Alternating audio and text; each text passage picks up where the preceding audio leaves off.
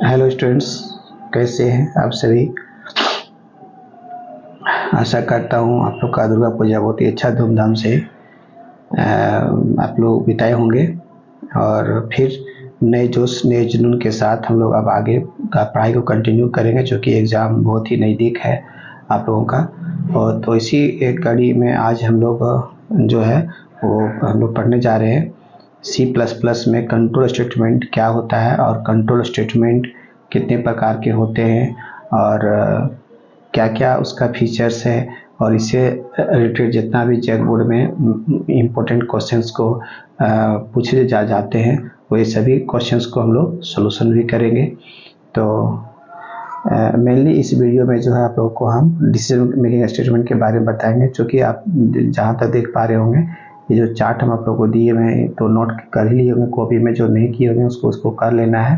क्योंकि C++ या कोई भी प्रोग्रामिंग लैंग्वेज हो, चाहे C++ हो, पाइथन हो, जावा हो, डॉटनेट हो, ओरेकल हो, जो भी है, तो उसमें से कंट्रोल स्टेटमेंट जो होता है मेनली वो दो टाइप का होता है। एक को कहते हैं लोग डिसीजन मेकिंग स्टेटमेंट और दूसरा क्या बोलते हैं लोग लूप बोलते हैं।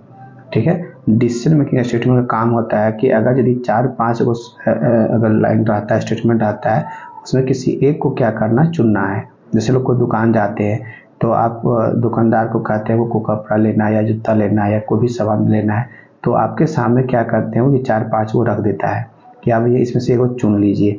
तो आप चुनते हैं इसमें से किसी एक को।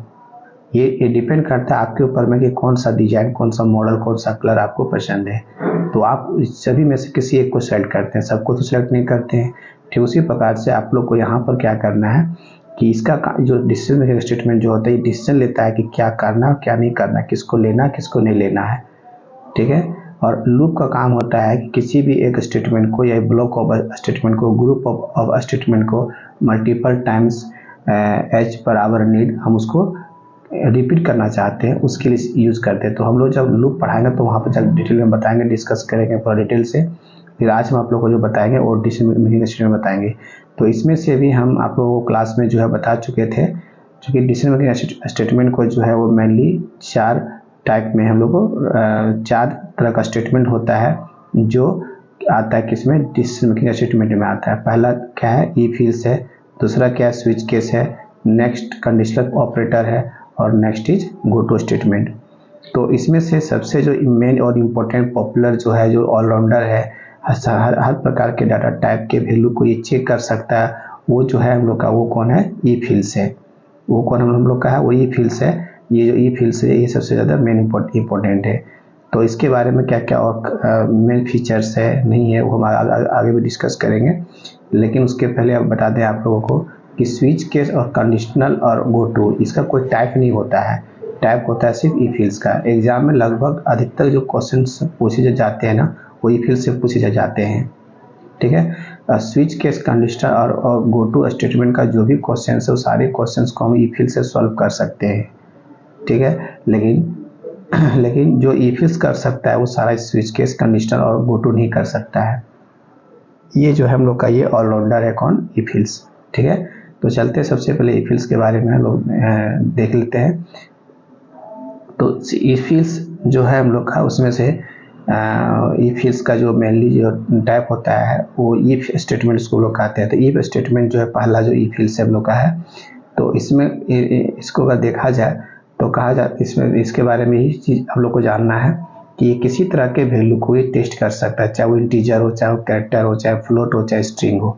ये हर टाइप के वैल्यू को ये टेस्ट कर सकता है। लेकिन यही फीचर्स जो है स्विच केस के साथ है, चाहे गो टू के साथ है, चाहे कंडीशनल के साथ है, ये सब के साथ ये फीचर्स नहीं है।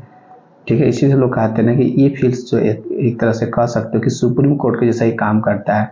सुप्रीम कोर्ट हर प्रकार के मामले का सलूशन वो निकाल सकता है, जो जिला कोर्ट नहीं कर सकता है, जो हाई कोर्ट नहीं कर सकता है, वो कौन कर सकता है, सुप्रीम कोर्ट। तो आपको हमेशा याद रखेंगे कि इफ स्टेटमेंट जो है एक प्रकार सुप्रीम कोर्ट के जैसा ही काम करता है। ये हर प्रकार के डिसीजन को ले सकता है, चाहे उसके पास किसी तरह का मामला आ जाए, चाहे वो इंटीजर टाइप का वैल्यू आ जाए, चाहे कैरेक्टर टाइप का वैल्यू आ जाए, चाहे फ्लोट टाइप का वैल्यू आ जाए, चाहे स्ट्रिंग टाइप का वैल्यू आ जाए, हर प्रकार के वैल्यू को ये टेस्ट कर सकता है। ठीक है, और दूसरी बात में नेक्स्ट पॉइंट कहता है कि ये पॉपुलर है और इजी मेथड है टू टेक डिसीजन। और इसमें से एक पॉइंट आप लोग बढ़ा सकते हैं कि ये जो है सिंपल है ना, सिंपल एंड कॉम्प्लेक्स कैलकुलेशन को या कॉम्प्लेक्स डिसीजन को ये क्या कर सकता है, डिसीजन ले सकता है। लेकिन कॉम्प्लेक्स जो है हम लोग का जो स्विच केस है या कंडीशनर है वो नहीं कर सकता, वो सब सिंपल हम लोग को करता है, लेकिन इसके पास दोनों फीचर्स हम लोग का है। ठीक है, इसीलिए अब वैज्ञानिक ने क्या किया है कि इफ स्टेटमेंट को मेनली 4 भागों में इसको डिवाइड कर दिया है। पहला को क्या बोलते हैं, सिंपल इफ, नेक्स्ट को इफ हिल्स, और नेक्स्ट को लेटर इफ हिल्स, और नेक्स्ट हम लोग का नेस्टेड इफ हिल्स है। ये 4 प्रकार का हम लोग का इफ हिल्स इफ को हम लोग डिवाइड करते हैं। तो 11th क्लास में जो लोग पढ़ना था सिर्फ इफ हिल्स के बारे में पढ़ना था, लेकिन यहाँ पर जो आपको सिंपल इफ कैसे काम करता है और लेटर कैसे काम करता है और नेस्टेड कैसे काम करता है, ये चारों के बारे में डिस्कस करेंगे डिटेल से। ठीक है, तो चलते हैं सबसे पहले सिंपल इफ के बारे में। सिंपल इफ क्या कहता है, सिंपल इफ का जो स्टेटमेंट होता है कैसे इसको लिखते हैं, क्या इसका सिंटेक्स है, इसको लोग देखते हैं। तो सबसे पहला है हम लोग का देखो सिंपल इफ, ये कहता है कि it check a condition and return only true statement. ठीक है, ये क्या करता है, किसी एक कंडीशन को टेस्ट करता है। ठीक है, अगर वो कंडीशन ट्रू होता है तो ट्रू स्टेटमेंट को रिटर्न करता है, इसको फॉल्स से कोई मतलब नहीं होता। It has no any false statement, इसका कोई फॉल्स स्टेटमेंट नहीं होता है। If we have more than one statement to execute then compulsory to enclose them with opening closing brace. ये हमेशा याद रखेंगे, इससे बहुत सारा क्वेश्चन हम लोग पूछा जाता है कभी कभी ऑब्जेक्टिव क्वेश्चंस में।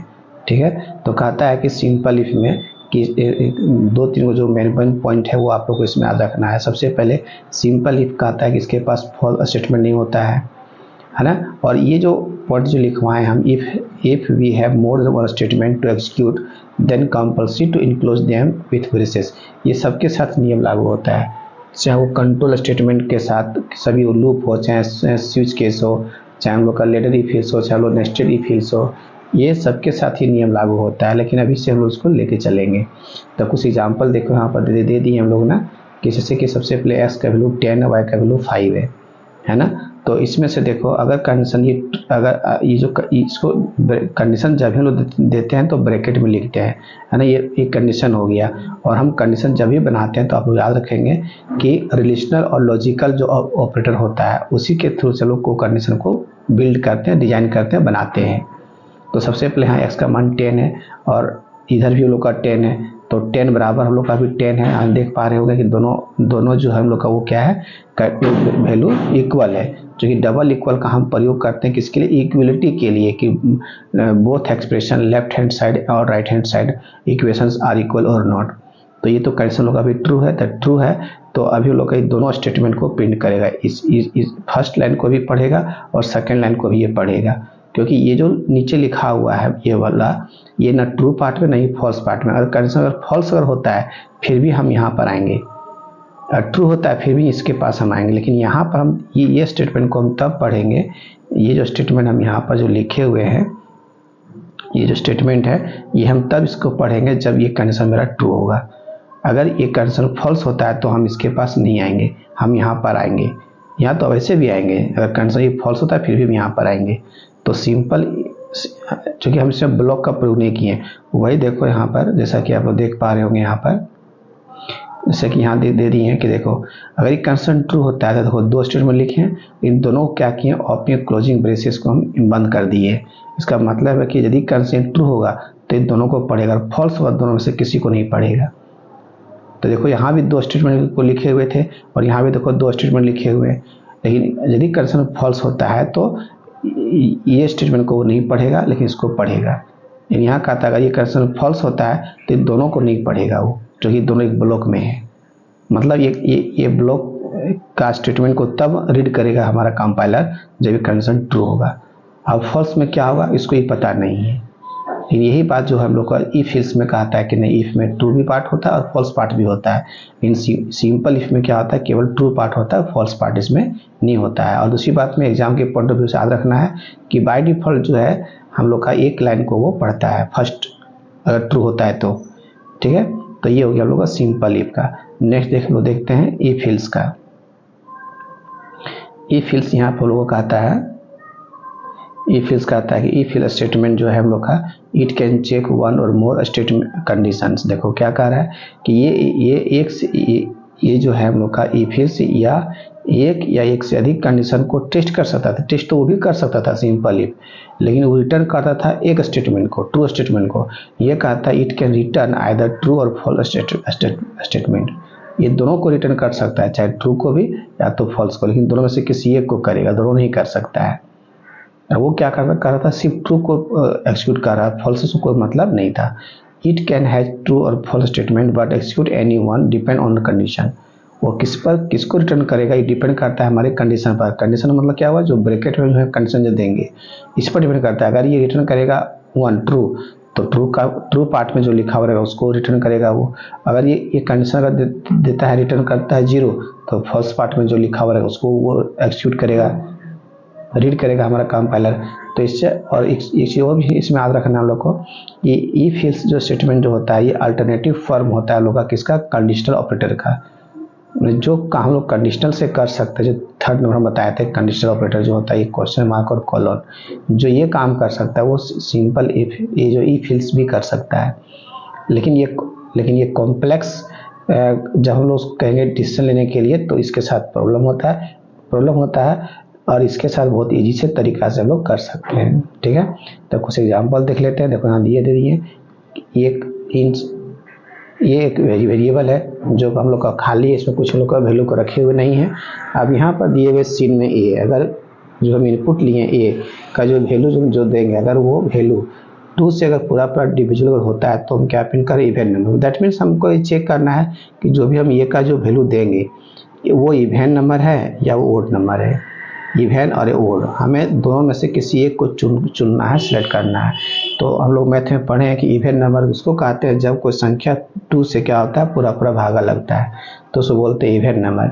और जब 2 से वो डिवाइड नहीं होता है तो पूरा नहीं कटता है, शेषफल कुछ अगर बच जाता है तो उसको कहते हैं क्या, हम लोग ओड नंबर कहते हैं। तो ये हम नियम को यहाँ पर देखो यूज़ कर दिए हैं, यहाँ पर हम इसको यूज़ कर दिए हैं कि सबसे पहले कि मॉडुलस का प्रयोग किया, क्योंकि मॉडुलस जो है हम लोग का ये रिमाइंडर देता है। तो जैसे हम यहाँ दे दिए ए मॉडुलस 2 है ना। अब ये मॉडुलस 2 इक्वल टू क्या दिए यहाँ पर 0, तो यहाँ पर ये मॉडुलस 2 दिए। अगर मान लो ए का वैल्यू हम यहाँ पर दे दिए सपोज कि 10, तो 10 को अगर हम 2 से डिवाइड करेंगे तो शेषफल क्या बचेगा 0। तो लेफ्ट हैंड साइड 0 और राइट हैंड साइड भी क्या हम लोग का 0 है, दोनों क्या के बराबर हो गया, इसीलिए प्रिंट कर देगा इवन नंबर। और नहीं तो देखो यहाँ पर कर दिए ओड नंबर। तो ये देखो जब हम 15 देंगे तो हमारा आउटपुट क्या आएगा, ओड नंबर। और वही अगर हम यहाँ देखो दिए ए का वैल्यू 10 दिए तो क्या रिटर्न किया, इवन नंबर। तो किसी एक चीज़ को रिटर्न करेगा, अदर ट्रू पार्ट या तो फॉल्स पार्ट। तो देखो इस तरह से हम और भी कुछ क्वेश्चन यहाँ पर सॉल्व करवाए हैं, लेकिन एक एग्जांपल देखो यहाँ दिए हुए हैं कि किसी एक क्वेश्चन को है कि दोनों से हमको बना के देखना था कि ये फील्ड्स और कंडीशनल दोनों से। तो यहाँ कह रहा है कि write a program to input 2 number and check which number is largest both if else and conditional, दोनों से बनाना है। इफ एल्स से भी बनाना है और कंडीशनल से भी बनाना है। अब यहाँ कहता है कि देखो सेम चीज़ यहाँ ले दी है कि हमें 2 नंबर को टेस्ट करना है कि कौन सा नंबर बड़ा है कौन सा नंबर छोटा है। तो ए बड़ा है, ए और बी दोनों वैल्यू लेंगे, इसीलिए मैं इसको डिफाइन किए हुए हैं। और मैक्स एक वेरिएबल ले लिया एक्स्ट्रा, जिसमें हम लोग कौन सबसे बड़ा मैक्सिमम नंबर होगा उसको लोग यहाँ पर पुट करेंगे, है ना। तो इनपुट एक स्टेटमेंट यहाँ नहीं लिखे हुए हैं, आप लोग लिख लेंगे, है ना। मैक्स के बाद नीचे जोड़ लगेगा स्टेटमेंट, सीन में कर लेंगे हम लोग ए और कर लेंगे यहाँ पर बी। जैसे सीन करेंगे हम लोग तो उसके बाद उसको टेस्ट करेंगे क्या ए बड़ा है बी से। अगर ए बड़ा होगा बी से, कंडीशन ट्रू होगा तो ट्रू पार्ट हमेशा यहाँ लिखाता है बीच में और फॉल्स पार्ट लिखाता है इल्स के नीचे। देखो ये फॉल्स पार्ट में लिखा हुआ है। तो अगर ट्रू होगा तो एक में जो वैल्यू रखा हुआ वो जगह कहाँ बैठेगा, मैक्स में। और जो अगर यदि फॉल्स होता है इससे मतलब बी का जो वैल्यू कहाँ जगह बैठेगा, मैक्स में। लेकिन दोनों में से किसी एक को वो रिटर्न करेगा, दोनों को रिटर्न वो नहीं करेगा। उसके बाद लास्ट में जो वैल्यू आएगा हम लोग का मैक्स में, चाहे तो ट्रू पार्ट से आएगा चाहे तो फॉल्स पार्ट से आएगा, किसी एक पार्ट से तो मैक्स का आएगा वैल्यू। उस वैल्यू को क्या किए, एक मैसेज दिए और बगल में मैक्स को प्रिंट करके दिखा दिए। तो इस प्रकार से ये क्या करेगा, प्रिंट करके लोग दिखाएगा। अब आता है इसी को कन्वर्ट करने किसे, कंडीशनल से। जब कंडीशनल से इसको कन्वर्ट कर रहे हैं हम लोग, तो यहाँ पर कंडीशनल क्या कहता है कि सबसे पहले हम लोग इसमें क्या देते हैं, कंडीशन देते हैं। जो कंडीशन लोग यहाँ पर दे रहे थे इफ के पास, देखो ये जो ब्रैकेट में जो कंडीशन दी इसी उठा कर यहाँ पर लिख दिए देखो, ठीक है। ट्रू पार्ट में क्या लिखा है, मैक्स इक्वल टू ये, तो मैक्स नाम का वेरिएबल में हम क्या, अगर ट्रू होगा तो ये को यहाँ से उठा कहाँ डाल रहे हैं, मैक्स में डाल रहे हैं। और अगर ये फॉल्स होता है, अगर फॉल्स होता है तो बी का वैल्यू कहाँ जा रहा है, मैक्स में। तो अगर दी फॉल्स, तो लोग बताए थे कंडीशन में, याद करो कि इसको बोलते हैं ट्रू पार्ट, इसको बोलते हैं फॉल्स पार्ट। तो अगर ये फॉल्स होता है तो बी का जो वैल्यू कहाँ बैठेगा, मैक्स में बैठेगा। तो इससे क्या होता है कि थोड़ा देखो ये जहाँ पर 1 2 3 4 लाइन लिखा रहा था, वहाँ देखो लोग 2 लाइन में लिखा गया, सॉरी 1 लाइन में हम लोग लिख लिए उसको। तो इस तरह से तो कभी कभी यूज़ करना पड़ता है लोग कंडीशन का भी, ताकि प्रोग्राम का लंबाई छोटा बने, इजी बने, तुरंत हम उसको सोल्यूशन कर सकें। लेकिन सब छोटे सिंपल कैलकुलेशन, सिंपल डिसीजन के समय ये काम करेगा। कॉम्प्लेक्स में और मल्टीपल कंडीशन जब रहेगा तो उस केस में सूटेबल नहीं होता है। वो उस केस में हम लोग क्या इस्तेमाल करेंगे, सिंपल इफ का प्रयोग करेंगे, ठीक है। तो इस वीडियो में जो है आप लोग हम 2 चीज़ बता दिए हैं, एक सिंपल इफ और एक इफ एल्स। इसके बाद जो हम आप लोगों को जो बताएंगे वो लेडर और नेस्टेड बताएंगे। तो इस चीज़ को आप लोग ध्यान में रखेंगे, कौन सा हम वीडियो देखे हैं, और इसी नोट्स के अनुसार से आप लोग चेक करेंगे जो कि कौन कौन सा हम पढ़ा रहे हैं। सो तो इस वीडियो में आपको हम इफ एल्स के बारे में पढ़ा दिए और सिंपल इफ। अगला जो वीडियो जो देंगे तो इफ एल्स का ही जो है हम लोग का ये जो है हम लोग का लेडर और नेस्टेड, सभी वीडियो को एक करके देखना है। और इससे रिलेटेड बहुत सारा क्वेश्चंस को भी हम कुछ देंगे, लेडर इफ एल्स और नेस्टेड पढ़ा लेंगे उसके बाद, ठीक है। तो नेक्स्ट वीडियो के लिए थोड़ा वेट करें, फिर हम आप लोग को बना के इसको देंगे। तब तो इस वीडियो का नोट्स आप लोग अपने बना करके रखें। Thank you.